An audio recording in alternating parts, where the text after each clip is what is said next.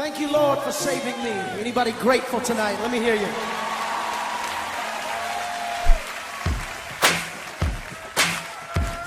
Put your hands together.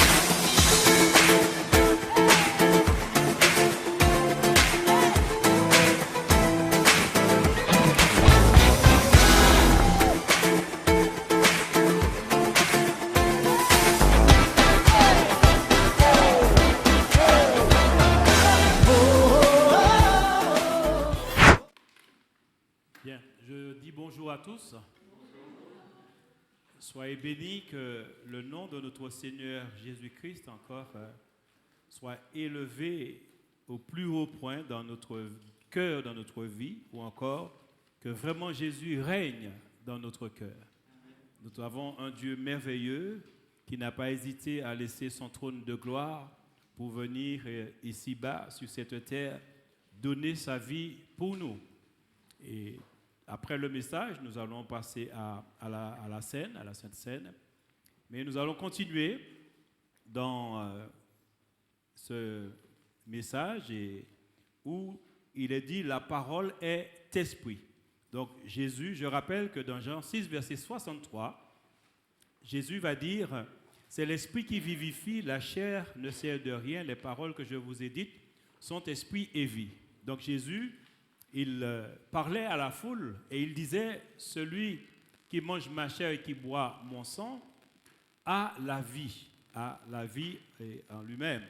Et donc, les personnes qui l'écoutaient, donc c'était des Juifs, et les Juifs, en fait, selon la loi, ils ne devaient pas manger des animaux, il y avait des animaux purs et impurs.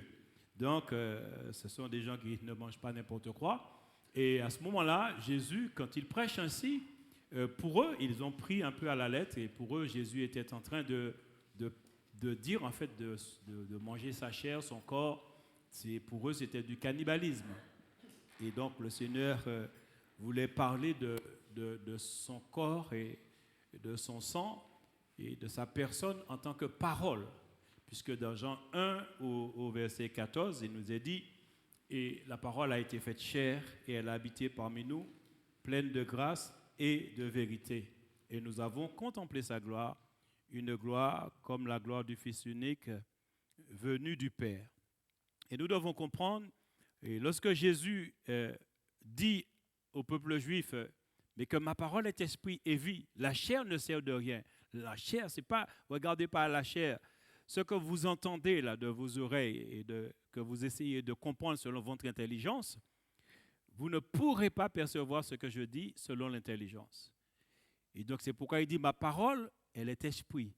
Et donc, quand Jésus dit, ma parole est esprit et vie, je vous rappelle que Jésus, il est vraiment le Dieu véritable.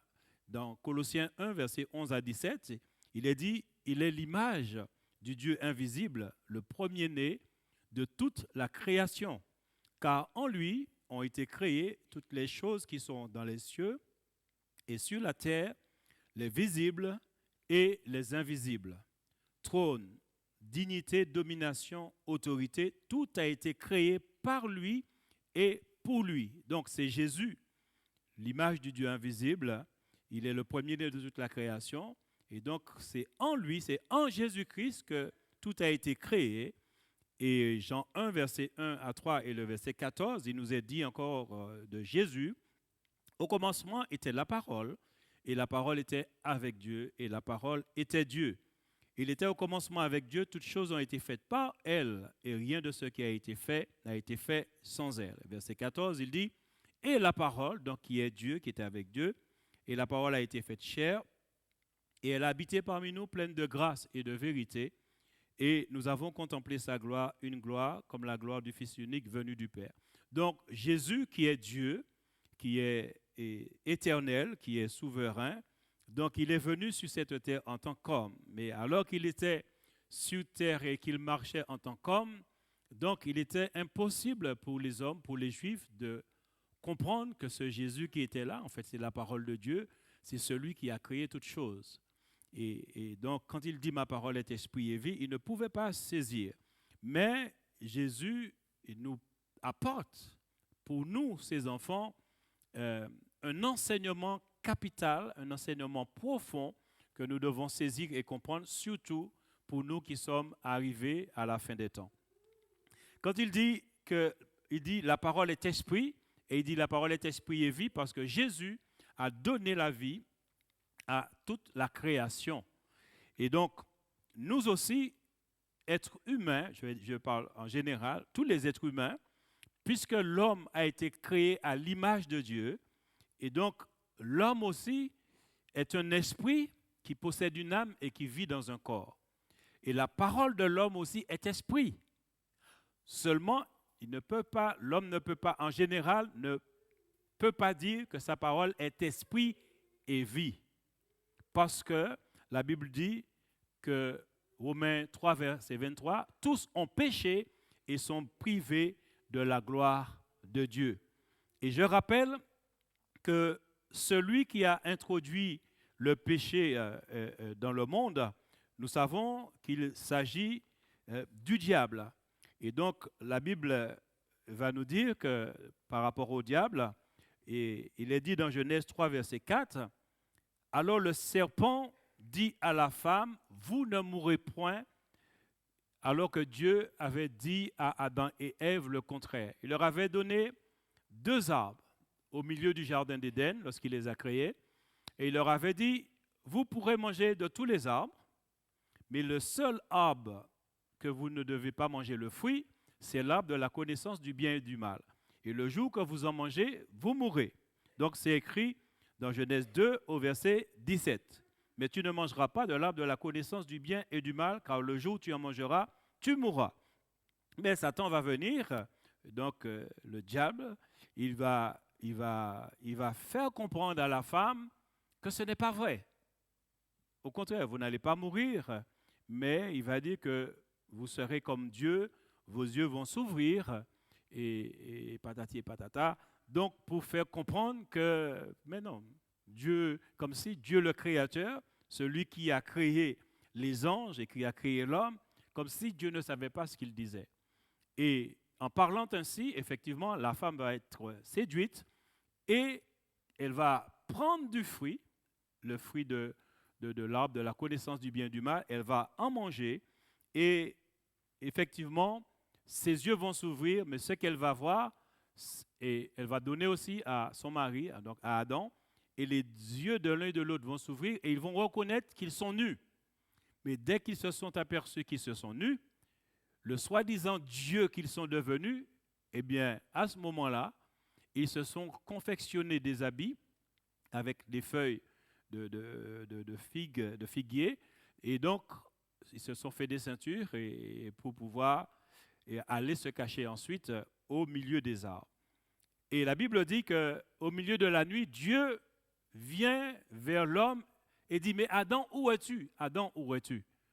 À ce moment-là, ce qui s'est passé, comment se fait-il qu'un Dieu qui a créé toutes les créatures, qui a créé le jardin, qui a placé l'homme, alors qu'il venait parler à l'homme, alors qu'il a créé les animaux, il est venu vers Adam lui disant de donner des noms, alors que lorsqu'Adam donnait des noms aux animaux, il a vu qu'il était seul, et à ce moment-là, Dieu lui a dit, il n'est pas bon que l'homme soit seul, il va effectivement lui faire un être semblable à lui, donc la femme, et maintenant qu'ils ont mangé du fruit, Dieu ne le voit plus.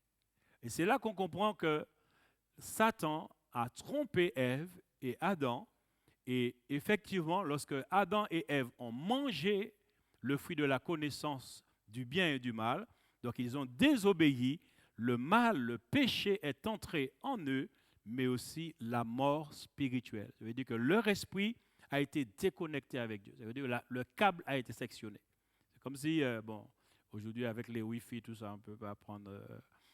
mais avant, le téléphone, avant avec le fil, là, quelqu'un passait dehors, il voit ton fil, il le coupe, tu dis allô, allô, bon, tu n'as plus de son. Donc, eh bien, là, le fil de la vie entre Dieu et l'homme a été sectionné parce que l'homme et la femme ont désobéi à Dieu. Donc, la partie spirituelle, on va dire que l'homme à ce moment-là n'était plus esprit, âme et corps, mais l'homme est devenu ce que la Bible appelle un homme naturel.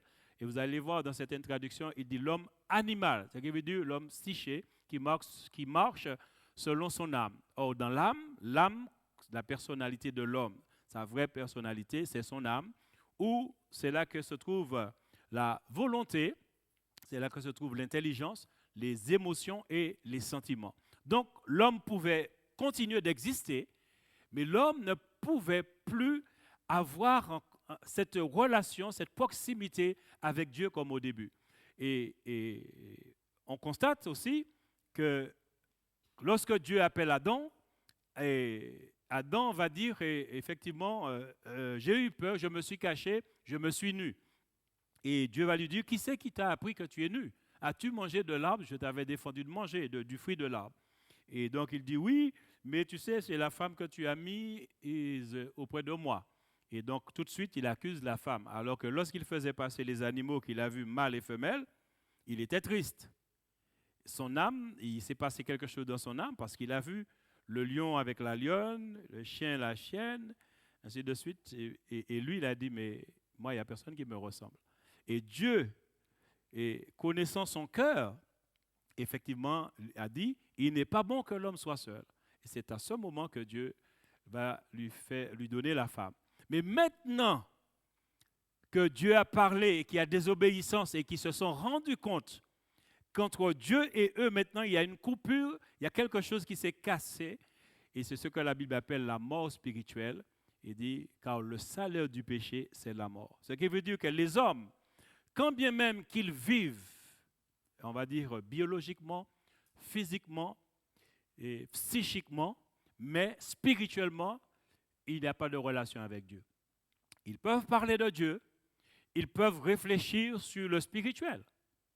Ils peuvent, comme certaines personnes disent aujourd'hui, cette personne a tendance à dire, et alors pour éviter, vous savez, les détours de religion et consorts, pour éviter peut-être Jésus-Christ, pour éviter le chemin que Dieu, le plan de Dieu, parce que Dieu a mis un plan pour l'humanité, à savoir, comme il est dit dans Jean 3,16, car Dieu a tant aimé le monde qu'il a donné son Fils unique, Jésus-Christ, afin que quiconque croit en lui ne périsse point, mais qu'il reçoit la vie éternelle. Donc, il n'y a pas d'autre plan, il n'y a pas d'autre moyen, il n'y a pas d'autre détour. On ne peut pas contourner ce que Dieu a prévu pour sauver l'homme. C'est par Jésus-Christ. Mais aujourd'hui, certaines personnes qui rentrent, qui veulent connaître un peu le spirituel, donc ils recherchent la spiritualité. Aujourd'hui, c'est ce langage qu'on entend, des philosophes, des personnes qui veulent de Dieu, mais qui veulent de Dieu à leur manière. Alors, ils disent, moi je suis pour la spiritualité, je ne suis pas pour la religion et tous ces détails de religieux et tout. Alors, ils sont dans la spiritualité. Mais quand un homme qui a hérité d'Adam et Ève le péché et que son esprit a été déconnecté avec Dieu depuis la création, et que ce n'est seulement que par Jésus-Christ, le Dieu homme infini, qu'on peut se reconnecter avec Dieu. Alors tous ceux qui parlent de spiritualité, ils ont tout faux. Il n'y a pas d'autre chemin sinon Jésus-Christ. Et donc c'est Jésus, le Dieu homme infini, qui en venant sur terre, effectivement, va reconnecter l'homme avec Dieu le Père. Il n'y a pas d'autre chemin. Donc, le diable qui sait, puisqu'il est un ange, il était un archange auprès de Dieu, donc c'était Lucifer, ange de lumière, qui est devenu diable adversaire de Dieu par sa désobéissance. Donc, quand il est venu, il a menti pour l'homme, et Jésus va dire dans Jean 8, verset 44, pour les hommes religieux qui toujours, vous savez, étaient en train de tirailler le Seigneur Jésus-Christ, qui ne voulaient pas vraiment comprendre ce que Jésus leur disait. Jésus va leur dire à un moment donné, dans Jean 8, verset 44, les pharisiens, les sadducéens, les hommes religieux qui défendaient Moïse, qui défendaient la loi, qui se disaient être des enfants d'Abraham, Jésus va leur dire, vous avez pour père le diable et vous voulez accomplir les désirs de votre père. Il a été meurtrier de le commencement, il ne se tient pas dans la vérité parce qu'il n'y a pas de vérité en lui. Lorsqu'il profère le mensonge, il parle de son propre fond. Il est menteur et le père du mensonge. Donc, meurtrier et menteur, les deux vont ensemble. D'accord? Tous ceux qui mentent, si vous n'avez pas encore tué, je veux dire peut-être physiquement, Dieu merci. Mais sachez-le, que lorsqu'on ment, il peut y avoir meurtre. Il peut y avoir meurtre, parce qu'il y a des paroles qui conduisent au meurtre. Vous savez, et bien souvent, il y a des personnes qui ont menti et ce mensonge a fait des dégâts considérables. Donc, le mensonge, ce n'est pas quelque chose à prendre à la légère. C'est pour cela que Dieu encore veut nous avertir, parce que nous sommes arrivés dans cette fin des temps et tout ce que nous vivons, je l'ai déjà dit auparavant, aujourd'hui, c'est le fruit du mensonge. C'est que Satan, lorsqu'il est venu vers Adam et Ève, il savait ce qu'il faisait en venant vers le premier homme que Dieu a créé. Et il sait qu'en injectant son venin, puisque la Bible dit le serpent ancien, en injectant ce venin de mensonge, cette puissance de mensonge, et donc il savait qu'il allait contaminer, puisque Adam c'est la source à ce moment-là de toute l'humanité, il savait que s'il arrive à contaminer ces deux personnes, toute l'humanité était à sa merci. Et c'est ce qui a été fait. Et donc, il a tissé, on va dire, comment on dit encore, un processus ou encore un système. C'est un système qui est basé sur le mensonge. C'est pour cela que la Bible nous dit, dans le livre de l'épître de Jean, 1 Jean chapitre 5 au verset 19, car le monde entier est sous la puissance du malin. Le monde entier est sous la domination du mal. Pourquoi? Parce que dès le commencement, il a introduit une arme secrète dans l'homme. Ce qui veut dire que tous les hommes qui naissent ont déjà en eux un esprit de mensonge. Ça, il faut le comprendre. Hein? Regardez bien les enfants. Lorsque les enfants font quelque chose et peut-être qu'on voit que le sucre ou bien on avait mis quelque chose là, l'enfant, peut-être on voit la marque près des lèvres parce qu'il a mangé un bonbon et tout. Eh bien, c'est toi qui as mangé? L'enfant secoue la tête en signe de négativité. Non. Qui c'est qui a appris l'enfant à mentir? Personne. Mais c'est déjà dans l'enfant. L'enfant va réagir, mais avec le mensonge. Donc le mensonge est quelque chose que le diable a tissé depuis bien longtemps. Et donc le diable, par là, effectivement, en introduisant le mensonge dans le monde, il a tissé une sorte de toile d'araignée sur l'humanité entière. Et tous les hommes, sans exception, dans la société, l'histoire est un mensonge. Il y a eu beaucoup de mensonges. Même à l'école, on n'arrête pas de mentir. Il y a eu des mensonges. Il y a eu des mensonges. Par exemple, quand moi j'étais à l'école, je donne un exemple. Hein, on nous disait, on apprenait l'histoire, nos ancêtres les Gaulois.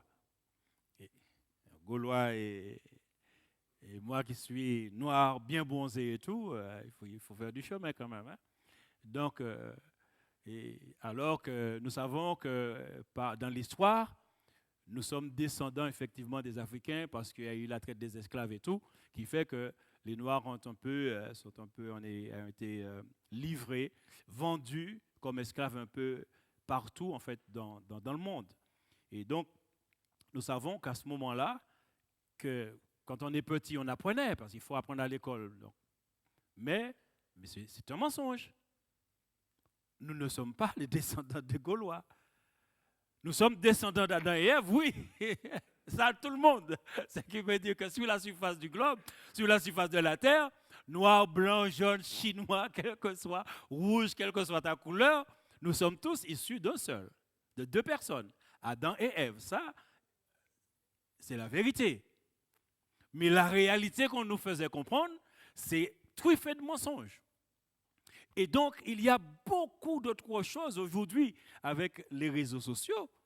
Il y a tellement de choses qui remontent à la surface, des choses qui étaient cachées et que l'on dit et qu'on dévoile.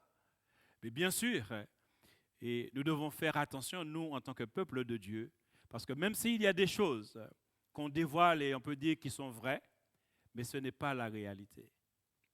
La réalité, c'est ce que Dieu est et c'est ce que Dieu a fait. Tout le reste, c'est le diable qui a manigancé des choses. Tout le reste, tout ce que nous entendons, le diable est derrière. Pour créer des conflits, pour créer des histoires et pour détruire l'humanité, pour empêcher aux hommes justement de se tourner vers la vérité qui se trouve en une personne, Jésus-Christ de Nazareth. Donc il est important pour nous, Dieu veut nous avertir pour nous dire de faire attention parce que nous sommes dans la fin des temps et faisons attention de ne pas porter, on va dire, attention à tout ce que nous entendons parce que la vérité se trouve en Jésus-Christ. Or, Jésus-Christ nous a laissé sa parole qui se trouve dans la Bible. Donc, il est important pour nous en tant qu'Église, en tant que peuple de Dieu, de revenir à la parole, de revenir à la vérité. Or, je disais dernièrement aussi, le monde a évolué, mais le monde n'a pas changé. L'esprit qui est dans le monde, c'est un esprit qui continue à travailler pour détruire, et avec la collaboration des hommes, et aussi de la religion. Parce qu'il y a eu des guerres religieuses auparavant, c'était du n'importe quoi. Et jusqu'à maintenant, il y a encore des guerres de religion. Et ça aussi, c'est un mensonge du diable. Pour que les gens s'affrontent, religion contre religion, un peu ainsi de suite. Mais ça, derrière, c'est un esprit de mensonge. Et qui, aujourd'hui, cette forteresse de mensonge est devenue très, très puissante. Pourquoi? Parce que, petit à petit, avec la technologie, en fait, le mensonge a gagné tous les foyers. Internet, télévision, a vraiment apporté à notre connaissance tous les mensonges du diable. Et nous aussi, en tant qu'Église, nous n'avons pas été prudents parce que des fois, nous prenons tout ce que nous entendons et nous, en tant qu'enfants de Dieu, nous ne prenons pas le temps de prier et de demander à Dieu, est-ce que c'est la vérité? Est-ce que ce genre de choses, ce que nous entendons, est-ce que ce sont des choses qui sont là pour nous? Comment devons-nous nous comporter? Quelle attitude à avoir face à ces choses? Et des fois, nous ne prenons pas le temps de prier, mais des fois, nous réagissons dès que nous entendons quelque chose, même si c'est quelque chose qu'on pense qu'il peut faire du bien. Et je vous disais que le diable, Satan, ce n'est pas n'importe qui, même si c'est un ennemi déchu. Parce que lorsque Jésus était sur terre, Satan est venu tenter Jésus. Dans Matthieu chapitre 4, versets 1 à 4, il est dit, lorsque Jésus fut baptisé, que le Saint-Esprit a été revêtu de la puissance du Saint-Esprit, il est dit, alors Jésus fut emmené par l'Esprit dans le désert pour être tenté par le diable. Après avoir jeûné 40 jours et 40 nuits, il eut faim. Le tentateur s'est approché et lui dit, si tu es fils de Dieu, ordonne que ces pierres deviennent des pains. Et Jésus répondit, il est écrit, l'homme ne vivra pas de pain seulement, mais de toute parole qui sort de la bouche de Dieu. Donc si Satan, menteur comme il sait que Jésus c'est la vérité. Il sait que Jésus est le Créateur. Jésus est Dieu. Il est venu pour le tenter. Il est venu pour le persuader d'agir parce qu'il sait que Jésus aussi est vraiment homme. Et puisque lui, il a eu l'ascendant sur Adam et Ève, donc les premiers hommes, il les a trompés, il a menti pour eux et il les a tués spirituellement. Donc il a voulu faire pareil avec Jésus qui lui était en parfaite communion avec son Père. Jésus ne faisait rien de lui-même. Tout ce que Jésus faisait, il le faisait quand son Père lui disait de faire. Il était en parfaite relation. Dans Jean 12, verset 49, il va dire, « Je n'ai point parlé de moi-même, mais le Père qui m'a envoyé m'a prescrit lui-même ce que je dois dire et annoncer. » Et dans Jean 5, verset 19, il est dit, Jésus reprit donc la parole et leur dit, « en vérité, je vous le dis, le Fils ne peut rien faire de lui-même, il ne fait ce qu'il voit faire au Père, et tout ce que le Père fait, le Fils aussi le fait pareillement. » Donc, si Satan, le menteur, il a été vers la vérité, parce que Jésus dit dans Jean 14, verset 6, « Je suis le chemin, la vérité et la vie ». Donc, s'il a quand même l'audace d'aller vers celui dont il sait, qui est le Dieu homme infini et qui est la vérité, pour lui dire, parce que ce qu'il lui dit, mais tu sais qui tu es quand même, si tu es fils de Dieu, ordonne, il sait que Jésus a le pouvoir et l'autorité pour le faire. Mais qu'est-ce qu'il est en train de chercher à faire? Parce qu'il est rusé. De déconnecter Jésus avec son Père, c'est de couper la relation avec le Père. Et là, Jésus aurait eu tout faux. Alors, je ne sais pas comment Dieu allait se tirer d'affaire là-dedans, mais quand même, de sa part, c'est machiavélique. C'est vraiment quelque chose de rusé, mais un homme qui a le pouvoir, qui est fort, et tu lui dis, mais comment un homme comme toi, tu es le chef, tu es le responsable, tu te laisses faire? Mais non, mais tu ne peux pas laisser une chose comme ça. C'est comme ça qu'on agit dans la société. Cette personne est responsable, président ou autre, eh bien ceux qui viennent bien souvent le conseiller, mais tu es le président, mais tu es le chef de l'hôpital, mais tu es... En fait, te rappelle qui tu es, te positionner, et ça, c'est en fait travailler l'orgueil, emmener la personne en fait à comprendre, mais tu as une position, et donc tu peux faire ce que tu veux. C'est ce qu'il disait à Jésus, mais tu es Dieu, tu es fils de Dieu. Un petit lion, quand tu vois un lion, surtout si le lion a ouigi, tu ne vas pas dire, est-ce que c'est le grand-père, est-ce que le père, est-ce que c'est le jeune lion, hein? Tu dis un lion et tu as déjà fait demi-tour. Donc Jésus, c'est fils de Dieu, il est Dieu. Et Satan le sait. Et donc il lui rappelle qui tu es. Et tu peux créer, tu peux faire que ces pierres deviennent du pain. Et donc, c'était très astucieux de sa part, mais Jésus, le connaissant, Jésus, effectivement, lui a dit en fait que l'homme ne peut vivre de pain seulement, mais de toute parole qui sort de la bouche de Dieu. Et nous sommes arrivés, effectivement, dans ce siècle dernier, ce siècle de la fin, où le mensonge travaille dans tous les hommes. Et c'est parce que ce mensonge a pris tellement d'ampleur et que même nous, en tant qu'enfants de Dieu, nous n'avons pas été vigilants parce que Satan a utilisé le mensonge subtilement, avec subtilité, je vais dire. Il a utilisé avec subtilité parce que le mensonge fait partie du quotidien et de la réalité des hommes. C'est ça, en fait. C'est pourquoi on est piégé, on arrive à être piégé parce que le mensonge est une réalité qui fait partie du quotidien de tous les hommes sur la surface de la terre. Et ça, depuis Adam et Ève, le diable a travaillé ça minutieusement. Et c'est pourquoi la Bible nous dit, ne vous conformez pas au siècle présent. Ce n'est pas pour rien que la parole nous avertit. Et dans 1 Jean, je crois, 2,15, il dit, n'aimez point le monde, ni les choses qui sont dans le monde. La convoitise du monde et passe. Le monde passe et sa convoitise aussi. Mais celui qui fait la volonté de Dieu, celui-là va rester jusqu'à la vie éternelle, va subsister pour l'éternité. Et donc, la Bible nous met en garde contre le monde, contre le système de ce monde, parce que depuis longtemps, Dieu sait quel esprit qui dirige le monde. Mais il est vrai que nous aimons le Seigneur, nous aimons la parole, mais nous ne sommes pas toujours à l'écoute de Dieu, de sa parole et de l'Esprit de Dieu qui nous a été donné, le Saint-Esprit. Parce que seul le Saint-Esprit peut révéler lorsque le mensonge vient avec une séduction. Parce que le mensonge souvent vient avec la séduction. Donc quand il y a une séduction, si ce n'est pas l'Esprit de Dieu, parce que Satan, la Bible nous dit, dans 2 Corinthiens chapitre 11, 2 Corinthiens chapitre 11, je crois que je l'ai cité déjà, mais il est bon de reprendre un peu 2 Corinthiens 11. Il est dit,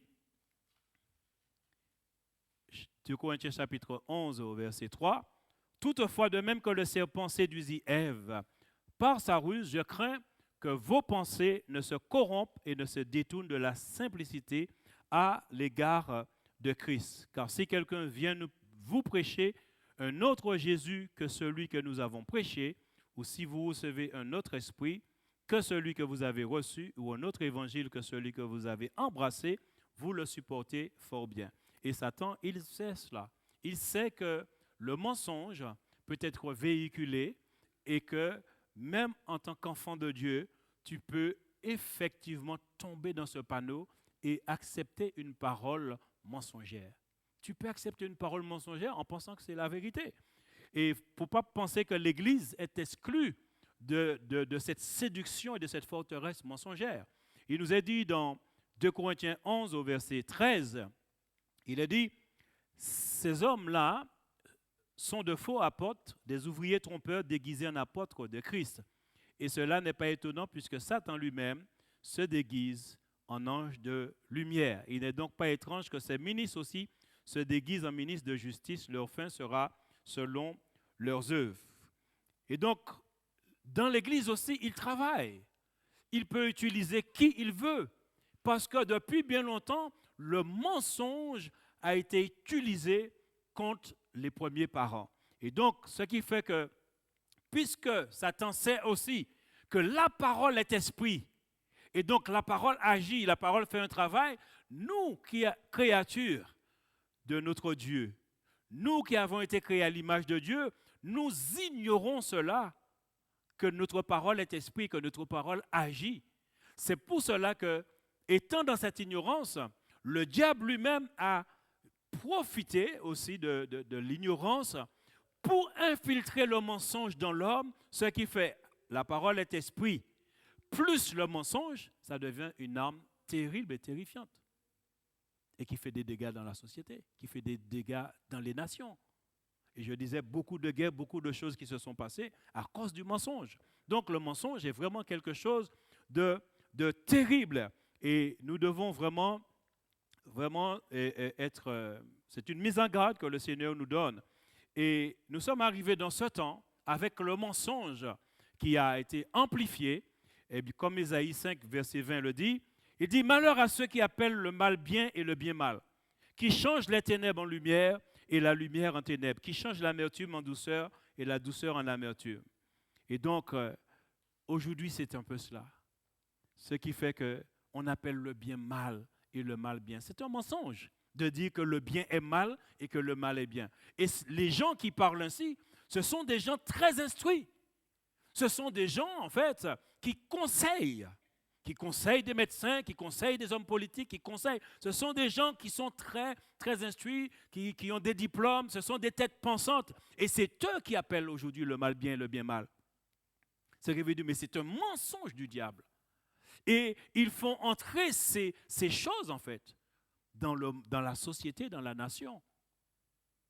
Et puis, tout le monde s'y plie. Et on est en train d'obéir au mensonge. De la même manière, quand Satan vient vers Jésus et il dit, mais ordonne que ces pierres deviennent des pains, c'est une bonne action, hein? Mais tu as faim.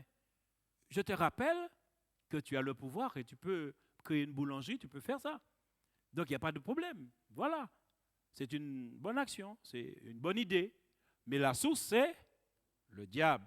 C'est un serpent et pas n'importe lequel. Donc, nous devons prendre conscience que même quand des gens viennent nous parler, nous conseiller, prions en tant qu'enfants de Dieu, en tant qu'Église aujourd'hui. Prions et soyons à l'écoute du Saint-Esprit. Demandons au Seigneur quelle est la source de cette parole, quelle est la source de ce que nous entendons. Et comment faire? Et je disais, Dieu nous demande d'avoir de la sagesse pour agir et nous devons avoir de la sagesse. Nous savons que dans le livre de Proverbes, chapitre 29, verset 12, et Salomon va dire cette parole, il dit « Quand celui qui domine a égard aux paroles mensongères, tous ses serviteurs sont des méchants. » Et donc nous voyons la méchanceté aujourd'hui. Combien de situations, de choses qu'on entend autour du mensonge et des personnes innocentes même qui en pâtissent par rapport à tout ce que nous entendons, à tout ce qui se fait aujourd'hui. Et donc, depuis bien longtemps, en fait, les choses, ce que nous vivons aujourd'hui, ce sont des choses qui qui ont été faits auparavant. Cet esprit de mensonge, ce n'est pas d'aujourd'hui que cet esprit de mensonge vraiment frappe l'humanité. Proverbe 19, verset 5, il est dit, « Le faux témoin ne restera pas impuni, et celui qui dit des mensonges n'échappera pas. » Donc, Dieu a prévu quand même pour les menteurs, pour ceux qui mentent, Dieu a dit qu'ils ne vont pas y échapper. Il y aura une sentence aussi pour eux. Proverbe 19, verset 9, il est dit, « Le faux témoin ne restera pas impuni, et celui qui dit des mensonges périra. » Donc, il y a un temps aussi pour que les menteurs puissent passer en jugement. Et Dieu a son plan aussi pour tous les menteurs. Nous devons bien comprendre ces choses. Mais pour nous, en tant qu'enfants de Dieu, sachant que le mensonge ne doit pas rester dans la présence de Dieu, en tant qu'Église, en tant qu'enfant de Dieu, et comme David, dans le psaume 24, versets 1 à 6, il va dire, « À l'Éternel, la terre et ce qu'elle renferme, le monde et ceux qui l'habitent. Car il a fondé sur les mers, affermi sur les fleuves. Qui pourra monter à la montagne de l'Éternel, qui s'élèvera jusqu'à son lieu saint? Celui qui a les mains innocentes et le cœur pur, celui qui ne livre pas son âme au mensonge et qui ne jure pas pour tromper, il obtiendra la bénédiction de l'Éternel, la miséricorde du Dieu de son salut. Voilà le partage de la génération qu'il évoque, de ceux qui cherchent ta face, de Jacob. » Donc, on constate que dans la présence de Dieu, il ne faut pas le mensonge. Or, si nous avons véhiculé le mensonge, eh bien, sachez que le mensonge peut être un obstacle aussi pour ce que Dieu a prévu pour nous comme bénédiction. Puisqu'il a dit, il obtiendra la bénédiction de l'Éternel, celui qui ne livre pas son âme au mensonge. Il obtiendra la miséricorde du Dieu de son salut. Nous avons aussi David qui est quelqu'un, effectivement, qui n'aimait pas le mensonge et qui aimait la loi de Dieu. Il va dire dans le psaume 119 au verset 160, « Le fondement de ta parole est la vérité et toutes les lois de ta justice sont éternelles. » Donc nous devons dire et faire comme le roi David, qui aimait la loi de l'Éternel. Au temps de David, c'était la loi. Nous avons la parole, la Bible complète. Donc nous devons aimer la parole de Dieu parce que la parole de Dieu est la vérité. Et donc, il dit, le fondement de ta parole est la vérité et toutes les lois de ta justice sont éternelles. Donc, nous avons vraiment écouté, trop longtemps nous écoutons toutes les voix, nous faisons confiance à des hommes, à des personnes très instruites, mais qui eux-mêmes sont, comme on va dire, des arracheurs de dents, des menteurs, parce qu'eux-mêmes aussi, ils sont le fruit du mensonge. Ils sont passés par là, ça veut dire qu'ils sont dans le moule. Ils ne peuvent pas non plus voir le mensonge quand tu ne connais pas la vérité. Ce sont seulement ceux qui ont accepté Jésus-Christ et qui ont reçu l'esprit de vérité comprendront qu'il y a vraiment un esprit de mensonge derrière certaines choses et certaines réalités. David va dire aussi dans le psaume 101, versets 7 à 8, il dit « Celui qui se livre à la fraude n'habitera pas dans ma maison, celui qui dit des mensonges ne subsistera pas en ma présence. Chaque matin, j'anéantirai tous les méchants. » Et là, on peut dire, j'anéantirai tous les menteurs, puisque Proverbe a dit, si celui qui domine a égard aux paroles mensongères, tous ses serviteurs sont des méchants. Et donc, chaque matin, il dit, j'anéantirai tous les menteurs du pays afin d'exterminer de la ville de l'Éternel tous ceux qui commettent l'iniquité, le mal, le péché. Dans le psaume 119, 163, il va dire, je déteste le mensonge, j'aime ta parole. Faisons attention, peuple de Dieu. Nous devons comprendre une chose, que le mensonge est quelque chose qui a été tissé par le diable depuis le commencement. Mais le mensonge n'entrera pas au ciel. En tant qu'enfant de Dieu, peuple de Dieu, nous devons refuser le mensonge de plus en plus. Parce que si la stratégie du diable, c'est de frapper les nations, c'est de frapper les hommes, si il y a des chrétiens qui bien souvent reçoivent des coups de la part du diable, c'est parce qu'on laisse le mensonge entrer dans nos vies. Et comme il trouve en nous cet accès, le mensonge, donc il nous frappe. C'est pourquoi, par exemple, Jésus, quand il dit « Le prince de ce monde vient, mais il n'a rien en moi », ce qui veut dire l'âme de Jésus n'était pas atteinte, n'était pas touchée par le péché. Ce qui veut dire qu'ils ne trouvaient pas le mensonge en Jésus. Ils ne trouvaient pas la colère. Ils ne trouvaient pas ces choses-là en Jésus. Ils ne trouvaient pas ça. Jésus a été sans péché. Il a marché sur la terre sans commettre de péché. Et donc, la Bible nous fait comprendre une chose pour nous, peuple de Dieu, pour l'Église. Il nous dit, aucun menteur n'entrera dans la ville du Dieu très haut, puisque nous savons que nous attendons de nouvelles terres, et il y a cette ville sainte qui sortira d'en haut.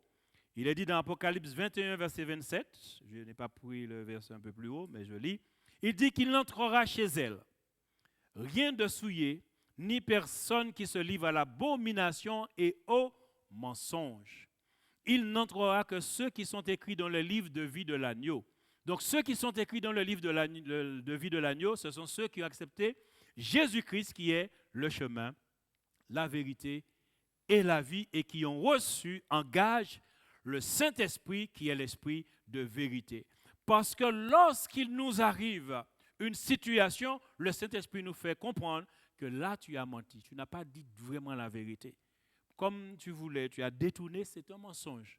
Il va te dire, il n'y a pas de demi-vérité, il n'y a pas de demi-mensonge. Il n'y a pas de demi-lieu. Tu dis une parole de la vérité, non. Il va te dire, tu as menti. Rectifie. Et donc, en tant qu'enfant de Dieu, nous savons qu'en tant qu'enfant de Dieu, nous ne sommes pas condamnables, puisqu'il est dit dans Romains chapitre 8 au verset 1, il n'y a maintenant aucune condamnation pour ceux qui sont en Jésus-Christ. Mais Dieu aussi a mis pour ses enfants un moyen de sanctification qui s'appelle la repentance. Ou 1 Jean 1 au verset 8, 9 qui dit si quelqu'un a péché, vous donc confessez, plus ou moins, si vous confessez vos péchés, et